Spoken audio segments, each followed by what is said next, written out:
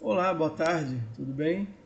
Nós estamos aqui na nossa disciplina de recuperação da informação e esta é a nossa aula de número 7, ok?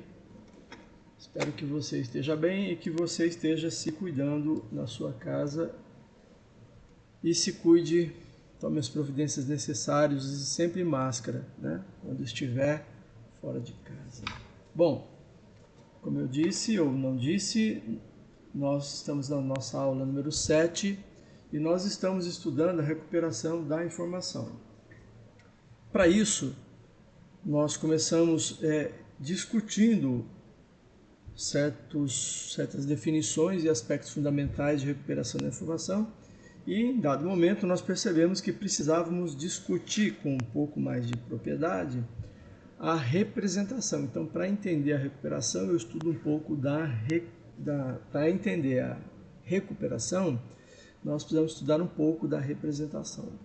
E estudando a representação, não tem como não chegarmos até modelos de representação. E aí começamos a falar de modelo de representação. E começamos falando com o modelo de representação booleano, depois booleano estendido, e hoje vamos falar do modelo de representação vetorial, né?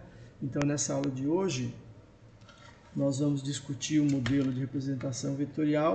Eu vou apresentar os principais aspectos deste modelo, né? A nossa apresentação nesta aula, ela não vai ser muito formal, muito matemática.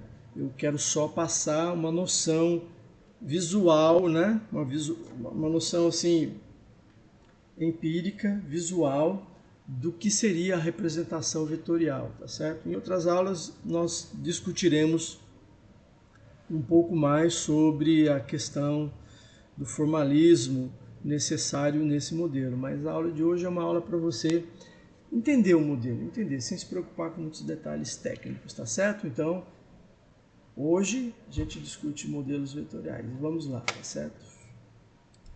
Bom, então, definição. O que seria um modelo vetorial? Refere-se a um modelo de representação no qual a semelhança entre os dados é determinada através do cálculo do ângulo entre cada um dos vetores representativos dos documentos, em consulta em relação à expressão de busca. Então, vejam só. Nós temos os documentos, por exemplo, esse slide que vocês estão vendo e esse texto, eles são convertidos em uma representação vetorial, né? Essa representação vetorial pode ser feita, por exemplo, se eu pegasse cada palavra ou cada letra e associasse a cada palavra, a cada letra, um número. Então, eu colocando, por exemplo, num plano cartesiano, com x, y, eu vou colocando e isso vai fazendo uma linha, né? Que pode subir, pode descer, pode ser inclinada para cima, poderia ser reta, né? Eu vou criando um desenho. Deixa eu mostrar aqui para vocês. Vamos... Ops, abri a coisa errada. Só espera um instantinho que vai dar certo.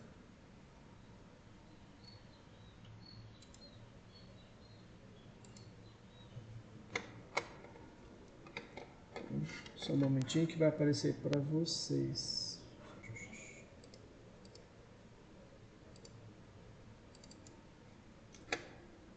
Ok, então, 1, 2, 3, aí, tá? Eu tenho aqui,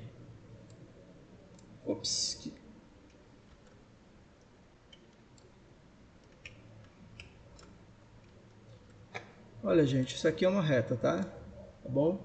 Não se preocupe com o torto, é uma reta. Então, como vocês estão vendo aqui, nós temos aqui dois eixos, pode chamar de XY, YX, como você quiser, isso não é o problema.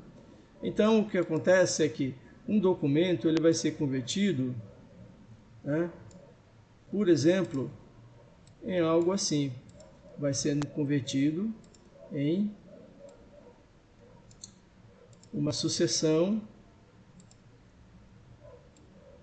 de deslocamentos, né?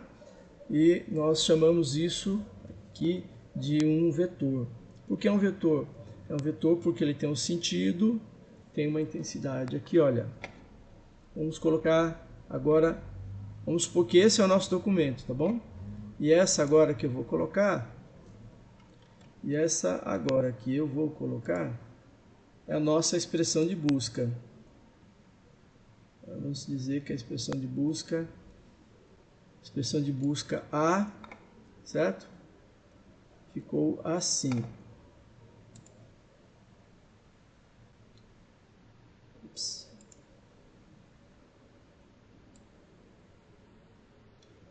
Pronto, a expressão de busca ficou assim. Então o documento em si ele é representado aqui e a expressão de busca é representada aqui. Esta região aqui, olha, certo? Deixa eu testar aqui, peraí. Vai dar certo. Então, esta região aqui, né? Este ângulo que é formado aqui, ó, como se fosse um ângulo, né? Eu sou ruim nesse bicho de Paint aqui, viu? Bichinho aqui. Aqui. Pronto. Como você vê, então, essa região, ela é a representação do ângulo. Né? Eu vou desenhar ela aqui, para ver se dá certinho. Então, essa parte aí que ficou em... Não é a parte que ficou em amarelo, eu só estou exemplificando para você que este aqui, olha, este é o ângulo formado entre a expressão de busca e o próprio texto, tá certo? Veja que aqui um passou por cima do outro. Eu não vou falar dessa particularidade hoje, tá certo? Mas veja, quanto mais próximo forem as curvas, mais semelhantes serão os documentos. Por exemplo,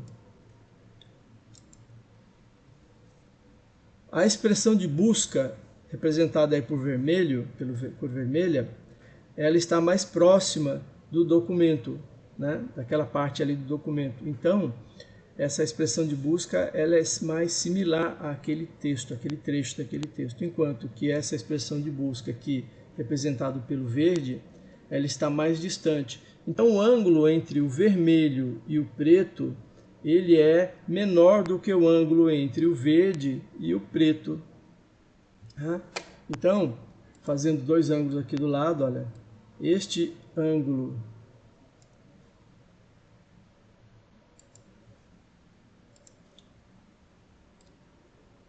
de abertura pequenininha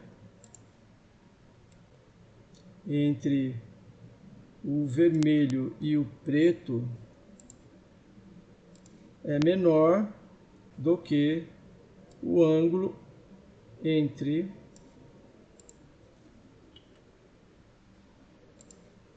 o verde e o preto, certo? Então, este ângulo aqui, este ângulo formado entre esses dois vetores, é menor do que o ângulo formado entre esses dois vetores. E o que significa? Que o ângulo, quanto menor ele for, vai indicar que há mais semelhança entre a expressão de busca e o texto. Quanto mais aberto for, significa que há mais diferenças, há mais dissemelhança entre a expressão de busca e o texto.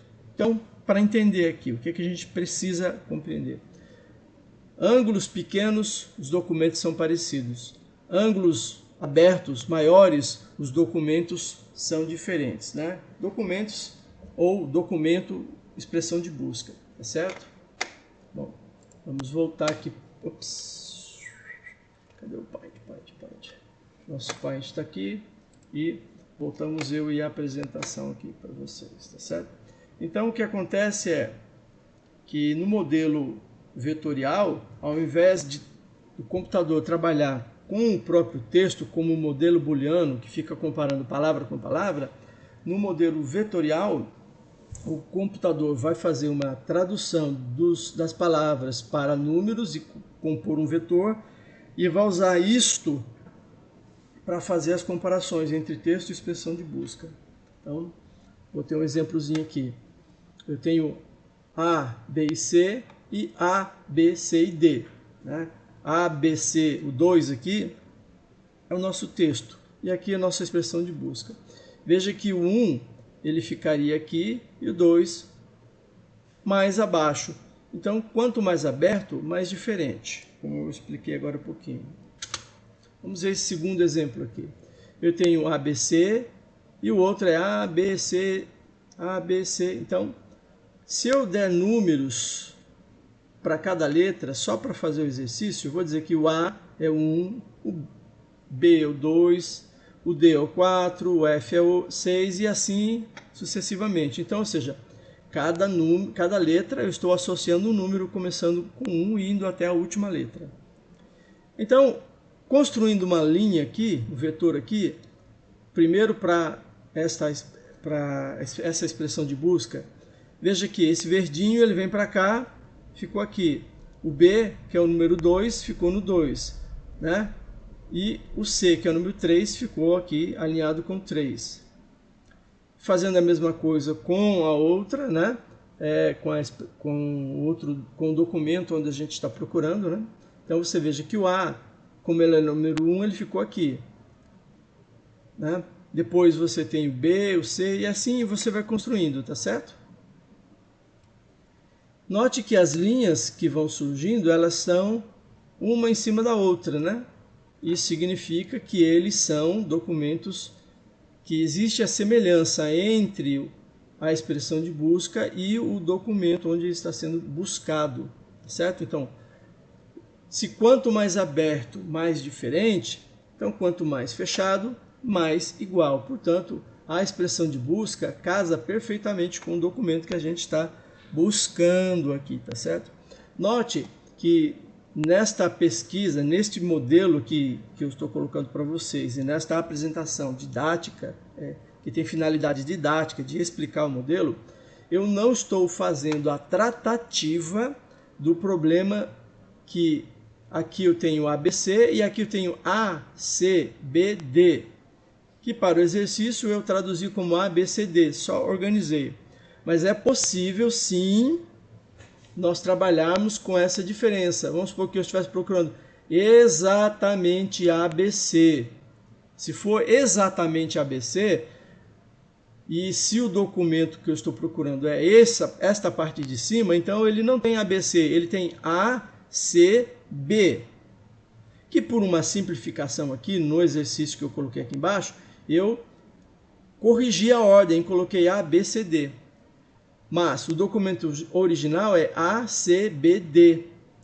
É possível, então, que o algoritmo do modelo vetorial ele seja sensível a isso? Sim, é possível. Então, se eu considerar a organização original do documento, a posição do documento, a posição de cada uma das palavras dentro do documento, e não simplesmente se o documento existe, essa palavra existe ou não no documento, o resultado da pesquisa vai ser diferente. Então, de novo, se eu considerar a ordem em que as palavras aparecem, o resultado da pesquisa pode ser uma. Se eu não considerar a ordem em que as palavras aparecem, mas vou colocá-las sempre numa posição previamente conhecida, como eu fiz aqui, A é 1, B é 2, C é 3, D é 4 e assim sucessivamente, e na hora de colocar, eu não me preocupo se o A, depois do A vem o B, no caso aqui, ou vem o C, se eu não me preocupar com isso, então é uma forma de trabalhar. Só que ele não percebe quando a expressão de busca não está inteiramente e da forma exata presente no documento. Ele só percebe que as partes que compõem a expressão de busca estão nos documentos. Isso nos leva igual àquele problema que a gente viu na aula passada. Você tem lá pão com queijo ou era café com leite? Acho que era café com leite, né? Café com leite. Ele encontrava café e leite lá em outra parte do documento. E ele dizia, beleza, está aqui. Porque ele só estava verificando se existia ou não a palavra. Então esse é um comportamento parecido com o comportamento do modelo booleano. Então, quando eu não considero posição, né, a ordem em que as palavras acontecem, ele tem um comportamento parecido com o modelo booleano. Se eu considerar a ordem em que as palavras aparecem, tanto na expressão de busca quanto no documento, então ele se diferencia muito do comportamento do modelo vetorial, tá certo? Bom, então, aqui nessa aula de hoje, sucinta e objetiva, eu só quero que você entenda que o modelo vetorial, eu pego um documento que contém palavras e represento cada uma das palavras através de números, tá bom? E esses números, então, comporão uma reta para lá e para cá, e como ela tem um sentido, nós chamamos isso de vetor. Na hora que vem a gente diz bem direitinho o que é um vetor, né, o sentido de um vetor, intensidade. Hoje eu só quero ficar nessa noção mais empírica. Bom, observem aqui esse próximo exemplo, para a gente fechar bem direitinho. Então eu tenho aqui o A, ele vai para essa nossa reta aqui na posição 1, 1. 1 no eixo X, que é esse de baixo, e 1 no eixo Y. Desculpa, 1 no eixo Y, que é esse aqui de baixo, e 1 no eixo X, que é esse aqui de cima. Então, aqui esse par ordenado, essa coordenada, esse par de coordenadas, ele indica que o A vem para aqui. O B vai ser quem? O 2, 2. Então, ele vem 2, 2 aqui. O C, 3, 3. O D, no 4. Note que eu estou alinhando aqui e alinhando aqui, ó. Tá certo? Eu não posso colocar o 4 só um ponto aqui. Eu tenho que colocar aqui e aqui para ele ficar, ficar ordenado nos dois eixos. O D, ele seria, por exemplo, o H seria o 8. Então o H ficaria alguma coisa aqui. E na outra linha, onde der o 8, aqui é onde ele para, tá certo? Então, aqui essa nossa linha ficou assim, olha. Tá certo? Vamos ver aqui. O A, ele veio parar aqui. O C, ele veio parar aqui. O B veio parar aqui. E o D veio parar aqui. Tá. Por quê? Vamos entender. O primeiro caractere, aqui eu estou falando caractere, a primeira letra, né? Como se fosse... Vamos supor que cada um aqui desses itens aqui não fossem letras, fossem palavras, tá? Façam esse esforço de imaginação comigo. Então essa primeira palavra, ela tem o número 1. E ela é a primeira palavra da frase. Então ela recebe aqui o 1 porque é a primeira palavra e recebe o 1 porque todas as letras A, todas as palavras A aqui entre aspas, tá? Recebem o número 1. Então, por isso, ela tem o 1 daqui e o outro 1 por ser a primeira da palavra. O B, ele vem para a posição 2, 2, porque B recebe o número 2 na nossa ordem, e esse B está como a segunda palavra na nossa expressão de busca. Veio para cá.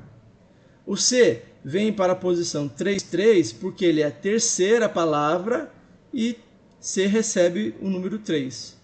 Vamos ver agora o documento. O documento tem a palavra A, que recebe o número 1 e que está na primeira posição, portanto 1, 1. A letra C é a segunda palavra, portanto ele vai receber o número 2, mas aqui ele tem o número 3. Por isso ele vem parar aqui mais ou menos em 2, 3, tá certo? Ó. 2, 3. 2, 3. Já a letra B é a terceira palavra do documento, portanto ele vem aqui no 3, mas ele recebe o 2 na ordem. Então ele fica aqui, olha, mais ou menos 3, 2, 3, 2. Por que mesmo que o B ficou aqui? O B ficou aqui porque os Bs recebem o número 2 na nossa ordem aqui.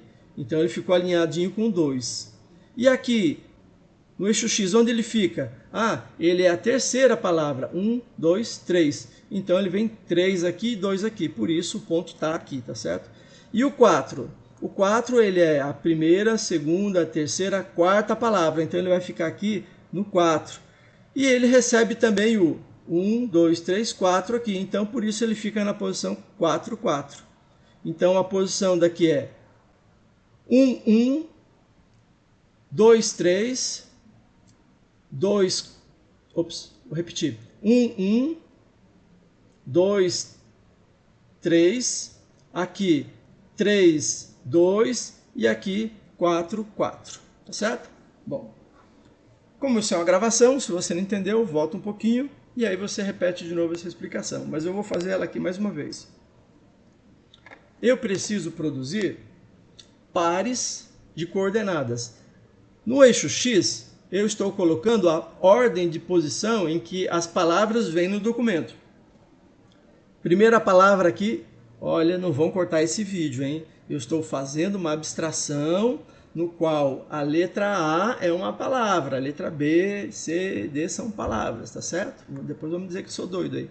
Bom, então aqui, olha, nessa abstração, a primeira palavra é A, portanto ela é a número 1, porque ela é a primeira palavra. O C é a segunda palavra, portanto ela é o 2, na ordem. O B, na ordem, é a terceira. E o D, na ordem, é a quarta. Então eu sei que aqui nesse eixo, o A vai vir para a posição 1, o C vai vir para a posição 2, o B vai vir para a posição 3 e o D vai vir para a posição 4. Fechou? Um outro número vem da ordem que as letras, que as palavrinhas aqui acontecem, tá certo? Eu disse que o A vai receber o 1, o B vai ser ser representado por, o A vai ser representado por 1, o B vai ser representado pelo 2, o C vai ser representado pelo 3, o D pelo 4 e assim vai. Então, se eu pegar aqui essa letra aqui, esta palavrinha, ela é a primeira, segunda, terceira. Então ela vai ficar como primeira, segunda, terceira palavrinha. E como o B recebe o 2 desse lado aqui, ele fica em 3, 2. Por isso que ele está nesse ponto aqui, ó, porque aqui ele está na altura do 3 e ele está aqui em cima do 2, ó, 2, 3. Beleza? Perfeito. Já nesse outro exemplo, né, se você olhar, vai vendo os números para onde eles foram, e você tem que lembrar que quanto mais aberto for essa representação aqui em relação à expressão de busca, mais diferente é a expressão de busca do documento. Você pode usar a mesma técnica para comparar documentos, tá certo? Bom, então, inicialmente eu posso ter a consideração em que não importa a ordem dos termos, só se os termos estão presentes ou não. Segundo, eu posso, no modelo vetorial, se desejar, considerar a posição das palavras no documento, tá certo? Se eu for considerar isso, então entra uma matemáticazinha um pouquinho maior.